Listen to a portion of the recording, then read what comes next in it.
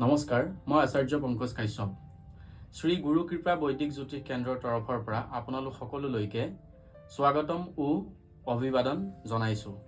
জ্যোতিষ শাস্ত্ৰ কেৱল ভৱিষ্যতবাণী কোৱাই নহয়, ই হ'ল আকাশৰ গ্ৰহ নক্ষত্ৰৰ অৱস্থানৰ সৈতে মানৱ জীৱনৰ যি গভীৰ সম্পৰ্ক আছে তাৰ এক আধ্যাত্মিক আৰু গাণিতিক বিশ্লেষণ। যেতিয়াই মানুহৰ মন অশান্ত হয় আৰু জীৱনৰ নানান সমস্যাৰ সন্মুখীন হ'বলগীয়া হয়, তেতিয়াই মানুহে নিৰ্ভয়ে কথা ক'ব পৰাকৈ এটুকুৰা ঠাই বিচাৰে আৰু তেতিয়াই মানুহ আমাৰ ওচৰলৈ আহে।